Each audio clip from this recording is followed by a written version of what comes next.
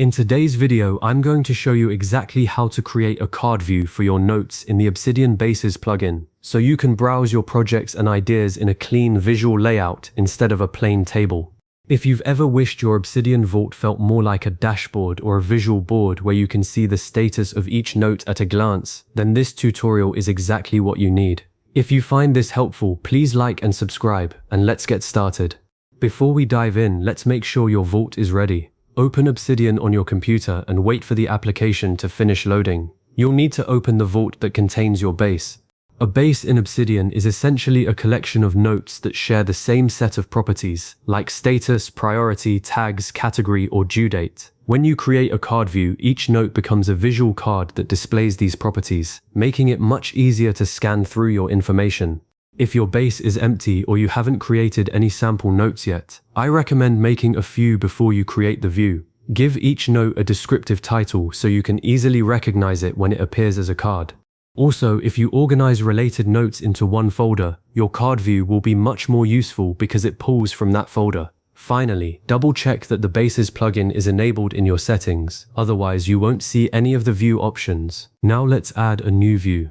Inside your base, look near the top of the screen for the view options. Click Add View, and you'll see a list of available view types, including table, cards, and possibly others depending on your setup. Select Cards, and wait a moment while Obsidian creates the view for you. One thing I love about bases is that you can have multiple views for the same base without duplicating your notes. That means you can keep a table view for detailed data entry and switch to a card view when you want a visual overview. Creating a card view does not modify your notes at all, so feel free to experiment without any risk. Next, you'll need to name your card view. Give it a descriptive name like projects, tasks, books, meeting notes, or ideas. Clear names make it much easier to identify the right view later, especially if you plan to create multiple card views for different purposes. Type the name in the field, review it to make sure it's accurate, then click Create or press Enter. The new card view will open automatically.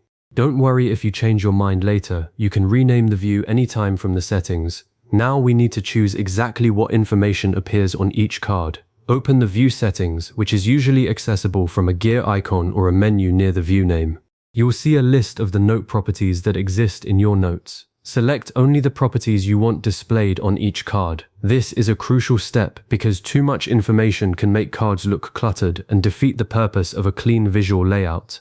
Common properties to display include status, priority, tags, due date, and category. Choose the ones that help you understand each note at a glance. After you make your selections, review the card layout. If something doesn't look right, you can return to the settings and adjust it immediately. Once your cards are set up, take a moment to browse and arrange them. Scroll through the collection and click on different cards to get a feel for the layout. When you click a card, it will open the corresponding note, which allows you to view or edit its contents. After viewing a note, return to the card view using the back arrow or the View tab. Cards provide a visual way to browse your notes, which is especially helpful for projects, tasks, research, and collections.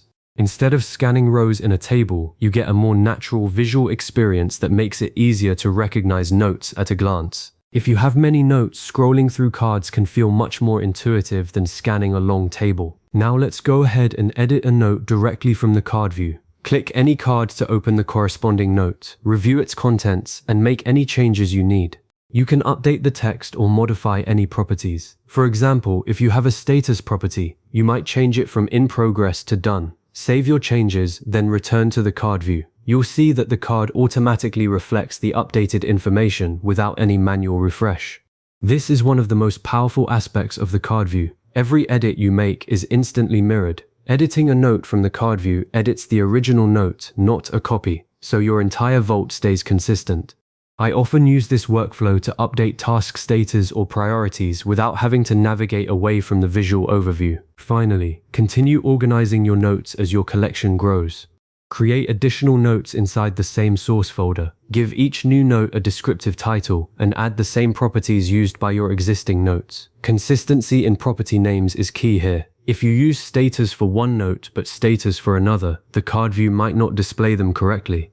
Save the new notes and return to the card view. You'll see that new cards appear automatically because the view pulls from the entire folder. This means your card view grows with your vault, keeping your base accurate without any manual maintenance. As your vault expands, consider creating additional card views for different projects, departments, or topics. Card views are especially useful for visually tracking project progress, brainstorming ideas, managing reading lists, or organizing meeting notes. By creating a card view, you've transformed your base into a visual dashboard that helps you browse your notes more naturally. Instead of scanning rows in a table, each note is displayed as an individual card containing your most important information.